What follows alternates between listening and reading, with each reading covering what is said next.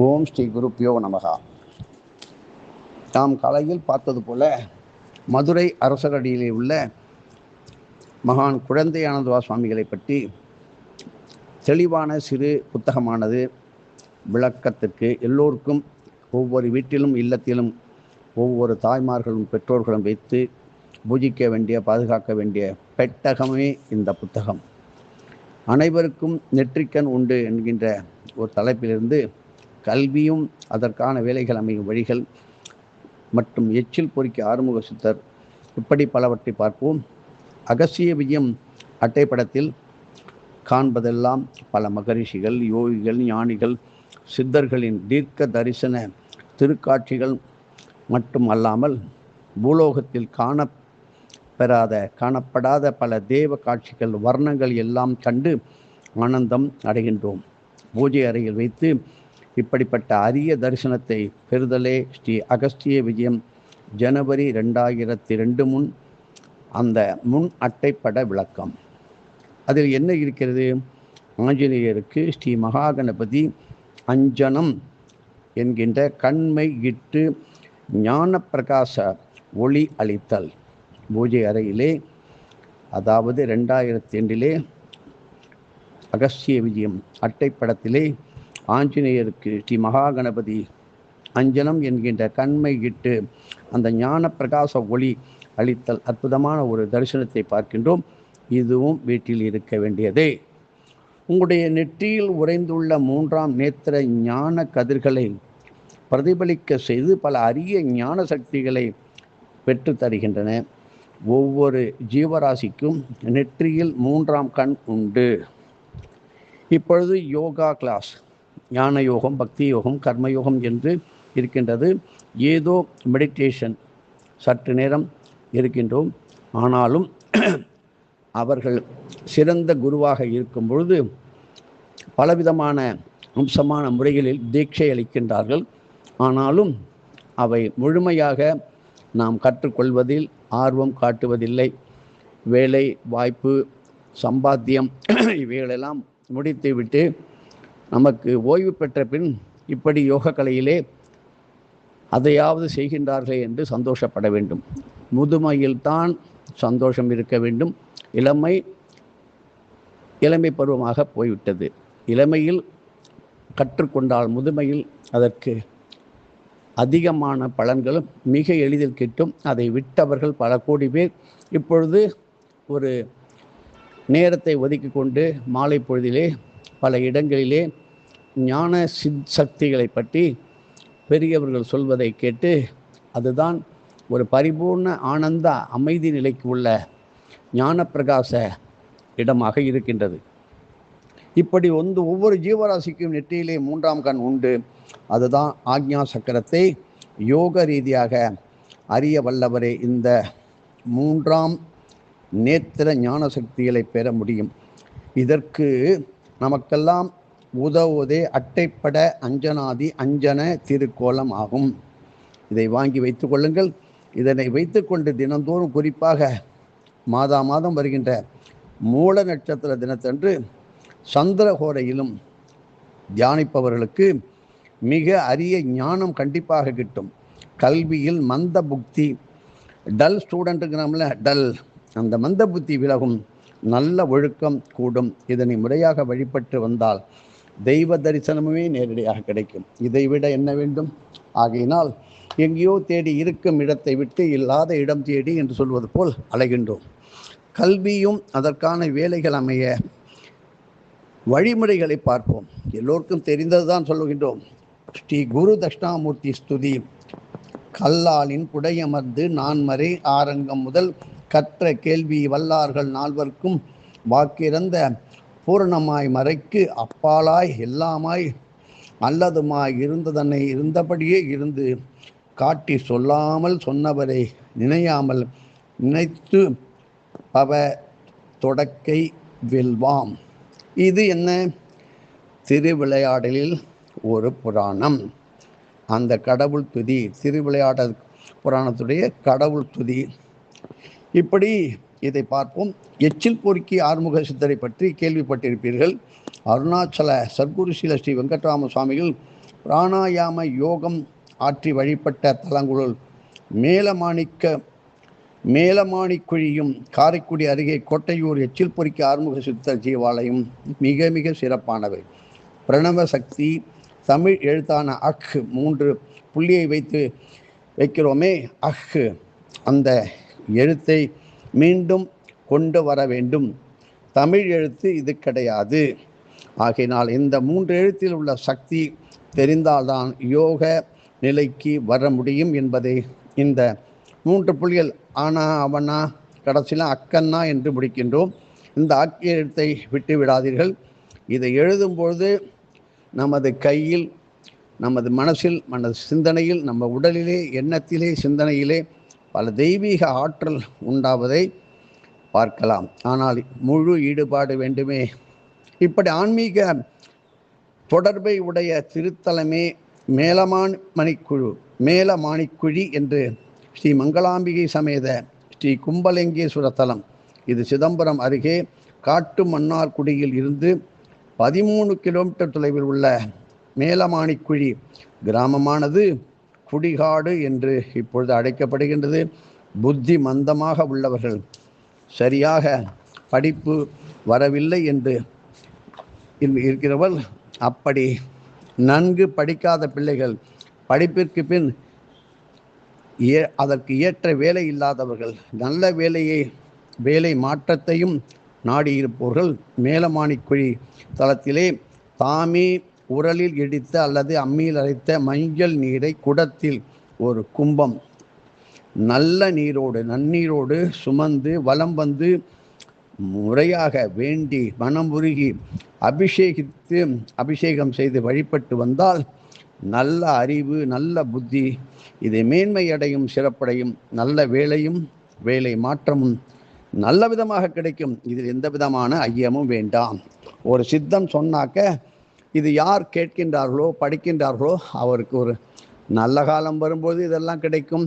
கேட்கின்ற ஞானம் வரும். சிறுவர்கள் வயதிலும் சரி, பெரிய வயதிலும் சரி, அப்பாடா இப்பயானு எனக்கு இது கிடைத்ததே என்று சொல்கின்றவர்கள் அதிகமாக இருப்பார்கள். இப்படி ஸ்ரீ வித்யாலட்சுமி தீப வழிபாடும் நாம் இதில் சேர்த்து பார்ப்போம்.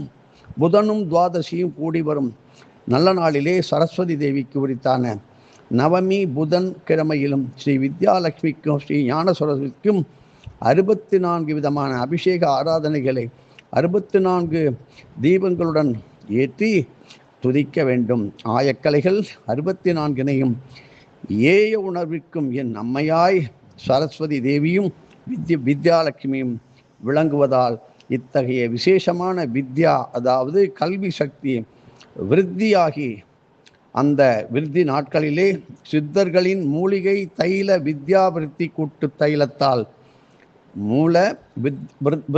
விருத்தி கூட்டு தைலத்தால் 64 தீபங்கள் வித்யா விருத்தி கூட்டு தைலம் என்கின்றது. கிடைக்கின்ற இடத்தை தேடி பிடியுங்கள். அதில் 64 தீபங்களை ஏற்றி வழிபட்டு வருவதால் வித்யா லட்சுமி கடாட்சம் நன்கு தொடர்வதற்கும் வளர்வதற்கும் புண்ணிய வழி மலரும். இப்படி தீப ஜோதிகளில் ஞான கிரணங்கள் அறிவு புத்தியை நல்வழி ஆக்கப்படும். வீணை இல்லாது அருளும் கலைவாணியே ஞான சரஸ்வதி ஆவாள். இத்தகைய கலை சக்தி விருத்தி நாட்களிலே ஸ்ரீ ஹயக்கிரீவர் ஸ்ரீ மேதா தட்சிணாமூர்த்தி மாயூரம், இப்பொழுது சொல்கின்ற மயிலாடுதுறை சுச்சரித சரஸ்வதி ஓமாம்புலியூர் காட்டுமன்னார் கோயில் அடியிலே வித்யாலட்சுமி போன்ற வித்யா சக்தி மூர்த்திகளுக்கு 8 திசைகளிலும் 64 விதமான அபிஷேக ஆராதனைகள் 64 வகை தீபங்களுடன் வழிபடுவது நல்ல பலன்களையும் நல்ல வரங்களையும் அளிக்குமே. செய்து பாருங்கள். சிறந்த கல்வி அறிவு பெறுவதற்கு, அந்த அறிவை பெறுவது என்பது அவ்வளவு எளிமை அல்ல. உயர்கல்வி பள்ளி பருவம் வந்ததும் படிப்பு சரியாக வரவில்லை என வேதனை அடைவதை விட ஆரம்ப கல்வி பருவத்திலிருந்தே கல்விக்காரனான புதன்மூர்த்திக்குரிய புதன்கிழமை நவமி திதி தினந்தோறும் புத போரை நேரம் போன்ற கல்வி அறிவு விருத்தி சக்திக்கு அற்புதமாக ஒளிரும் மிளிரும் இந்த காலங்களில் பூஜைகளை ஆலய தரிசனங்களை முறையாக பிள்ளைகள் ஆற்றி வர பெற்றோர்கள் நீங்கள் தான் ஆவண செய்ய வேண்டும். என் பிள்ளைக்கு ஸ்கூல் இருக்குது, காலேஜ் இருக்குது, டைம் இல்லை என்று நீங்கள் பாதி மாற்றி விடுகிறீர்கள், அவர்கள் பாதி அதை விட்டு விடுகின்றார்கள். இந்த நிலை மாறி வந்தால், இப்பொழுது விடுமுறை செய்யுங்கள், புதன் மட்டும்தான் வந்து செய்யுங்க, நவமி மட்டும்தான் வந்து, நாளைக்கு நவமி வருகின்றது. இப்படி கூத்தனூர், அதாவது பேரளம் அருகிலே கூத்தனூர், ஓமாம்புலியூர், கடலூர் அருகே திருவகந்திபுரம், உடையார் கோவில், அம்மாப்பேட்டை அருகில் உள்ள போன்ற கல்விக்கான மிக அற்புதமான சக்தி வாய்ந்த தலங்களில் அடிக்கடி வழிபட்டு வாருங்கள். பித்ரு தேவர்கள் பரமானதத்துடன் சந்தனத்தில் உறைந்து ஆசீர்வதிப்பதால், ஏன் சந்தனம் சந்தனம் என்று நாம் சொல்லுகின்றோம்? அதில் என்ன இருக்கிறது? அதில் மிக மிக அதிகமான பித்ரு தேவர்கள், லட்சுமி கடாட்சம் இருக்குது என்று சொல்வது ஒரு பக்கம் இருக்கட்டும், நிறைய சந்தனத்தை எடுத்து பெண்கள் எல்லாம் பல இடங்களிலே திருமணம், கல்யாணம், வீட்டு கிரகப்பிரவேசம், சுபகாரியங்களிலே சந்தனம் கொடுக்கும்போது எடுத்து கையில் தடவி கழுத்தில் இட்டுக் கொள்கிறார்கள்.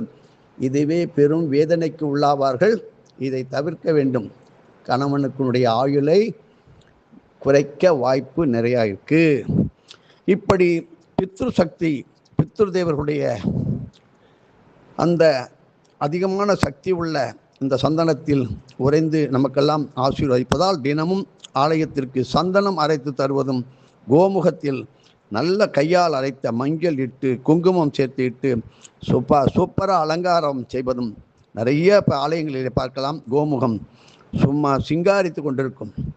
இப்படி சிறுவயதிலிருந்தே கடைபிடித்து வந்தால், எதிர்கால கல்வி சம்பந்தமான பிரச்சனைகள் அதுக்கு எளிதாக வந்தால் அதுவே தனித்து விடலாம். சாஸ்வதமாக, நிரந்தரமாக, நன்கு பயன்படுகிற அந்தப்படி நல்ல விதமாக நமக்கு பயன்படுமாறு உள்ள கல்வித்துறை தேர்வுக்கும் மகத்தான கல்வி அறிவுக்கும், கல்வி என்பது உடலுக்குள்ளே ஊறி இருக்க வேண்டும். ஏதோ மனப்பாடம் செய்தோம் என்று இருக்கக்கூடாது. பொது அறிவு தேவை. ஜென்ரல் நாலேஜ் சொல்லும்போது அதை விட இறைஞான சக்தி வேண்டும். அவன் உங்களுக்கு என்ன செய்ய வேண்டும் என்று சொல்லிக் கொடுப்பார். அதுதான் நாம் பொது அறிவு என்று சொல்கின்றோம். நல்ல அறிவுக்கு முறித்தான சிறப்பான அறிவு சக்தி புல தலைமை ஸ்ரீ அனுராதா கிரமண சரஸ்வதி தேவி. இதுதான் உடையார் கோயில். ருத்ராம்ச வித்யா சக்திகளுடன் இந்த சரஸ்வதி அருள் பாலிக்கின்ற அற்புதமான திருக்கோவில். ஆஞ்சநேயருக்கு மூல நட்சத்திர நாளில் எப்படிப்பட்ட வழிபாடு செய்ய வேண்டும் என்று தெரிந்தவர்கள் பல பேர், தெரியாதவர்கள் சில பேர். தினசரி புதன்கோரை நேரத்திலும், புதன்கிழமை தோறும் நவமி திதியிலும், வியாழக்கிழமை குருகோரை நேரத்திலும் மேதா தட்சிணாமூர்த்தி, ஹயக்ரீவர், கலைவாணி மூர்த்திகளுக்கான பூஜைகளை நீங்கள் திறம்பட ஆற்றி வந்தால், இவ்வகை பூஜைகளுக்கு உடையார் கோவில், இன்னைக்கு சொன்னால் அம்மாப்பேட்டை, நீடாமங்கலம் அருகே தஞ்சாவூர் மார்க்கத்திலே ஓமாம்புலியூர் காட்டுமன்னார் கோயில் அருகில் இப்படி போன்ற தலங்களிலே நீங்கள் அதற்கு தேவையானவற்றை செய்வது, அதில் நீங்கள் பங்கேற்று வருவது மிக நல்ல பலனை தரும்.